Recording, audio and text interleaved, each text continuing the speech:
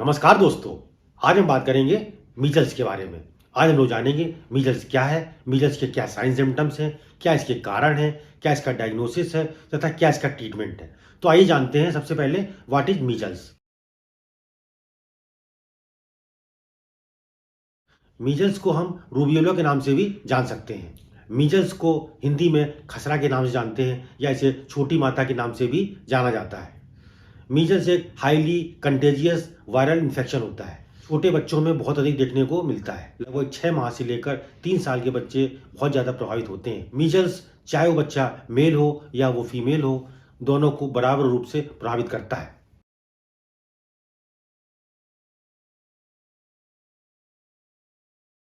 अब हम बात करते हैं कॉजेज ऑफ मीजल्स के बारे में।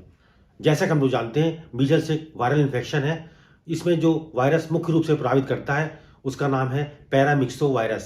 ये एक आरएनए वायरस होता है। ये मेल चाइल्ड तथा फीमेल चाइल्ड दोनों को बराबर रूप से प्रभावित करता है।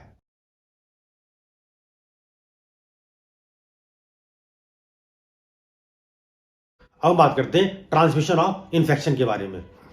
मीजल्स कैसे ट्रांसमिट होता है। मीजल्स अगर आप देखें तो ये ड्रॉपलेट इन्फेक्शन के द्वारा ट्रांसमिट होता है। ड्रॉपलेट का मतलब होता है जो हम लोग कभी बोलते हैं तो उसमें हमारे बोलने में माइक्रो ड्रॉप्स निकलती हैं।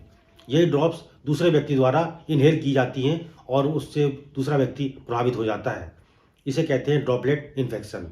जनरली अगर आप देखें तो ड्रॉपलेट इन्फेक्शन रेस्पिरेटरी ट्रैक्ट से बहुत अधिक संबंधित होता है। ड्रॉपलेट इन्फेक्शन मुख्य रूप से निम्न प्रकार फैल सकता है: व्यक्ति के बोलने से, व्यक्ति के खांसने से, व्यक्ति के छींकने से, व्यक्ति के थूकने से यह वायरस दूसरे व्यक्ति में एंटर कर जाता है।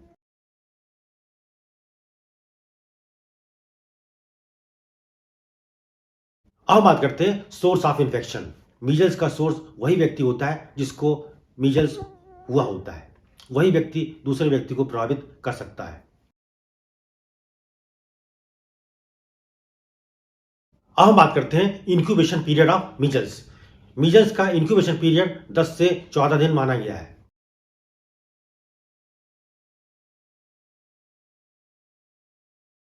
अब हम बात करते हैं इन्फेक्टिव मटेरियल के बारे में। यह एक ऐसा मटेरियल होता है जो दूसरे व्यक्ति को मीजल्स से प्रभावित कर सकता है। ये मटेरियल होता है आपका नाक और गले से निकला हुआ सेक्रीशन। नाक और गले से निकला हुआ स्राव दूसरे बच्चे को मीजल्स से प्रभावित करने में बहुत इंपॉर्टेंट रोल प्ले करता है।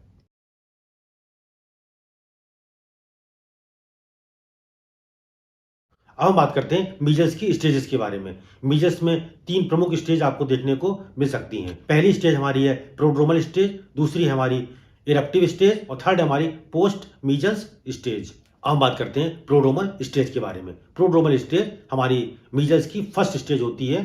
ये स्टेज हमारी इंक्यूबेशन पीरियड समाप्त होने के बाद स्टार्ट होती है, या ये कह सकते हैं जब वायरस हमारे बॉडी में एंटर कर जाता है उसके 10 दिन बाद ये स्टेज स्टार्ट होती है और लगभग 4 दिन तक ये स्टेज रहती है। इस स्टेज के दौरान पेशेंट में निम्न साइन सिम्टम्स देखने को मिलते हैं।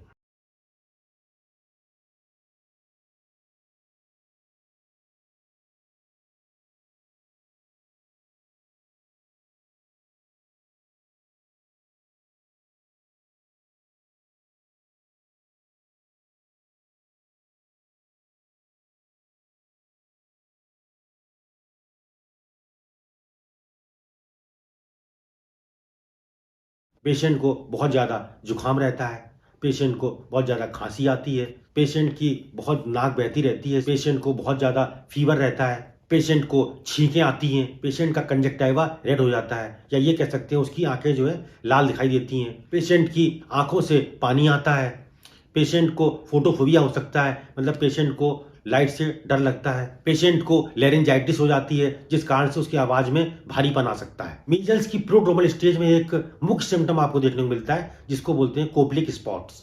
कोपलिक स्पॉट में क्या होता है, जो छोटा बच्चा होता है उसके माउथ में व्हाइट कलर के या येलोइश कलर के छोटे छोटे दाने पड़ जाते हैं। यह स्टेज काफी इन्फेक्टिव फेज होती है। इसमें बच्चा काफी अपने आप को इरिटेबल महसूस करता है, बच्चा काफी चिड़चिड़ा हो जाता है। अब हम बात करते हैं मीजल्स की सेकंड स्टेज की जिसका नाम है eruptive phase. Eruptive phase measles के स्टार्ट होने के 4 दिन बाद स्टार्ट होती है।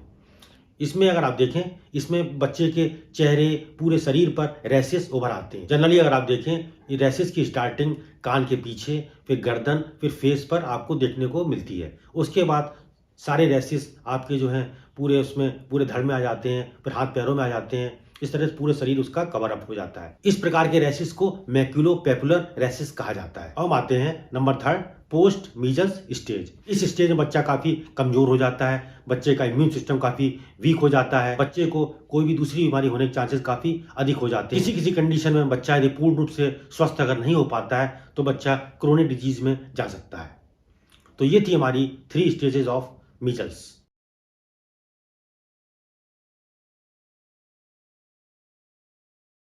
आइए हम बात करते हैं डायग्नोसिस ऑफ मीजल्स। मीजल्स को निम्न प्रकार डायग्नोज कर सकते हैं। पहला, फिजिकल एग्जामिनेशन के द्वारा। दूसरा, हिस्ट्री कलेक्शन के द्वारा। यदि जरूरत पड़ने पर ब्लड टेस्ट कराया जा सकता है।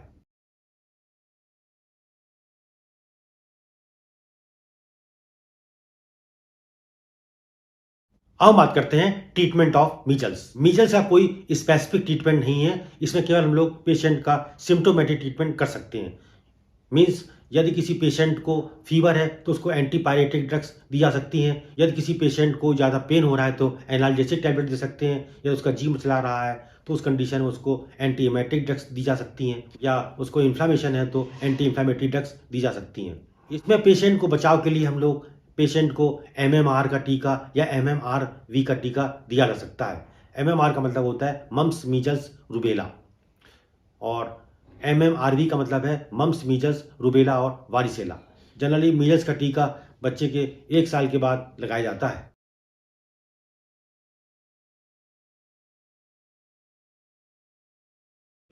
अब बात करते हैं कॉम्प्लिकेशंस ऑफ मीजल्स।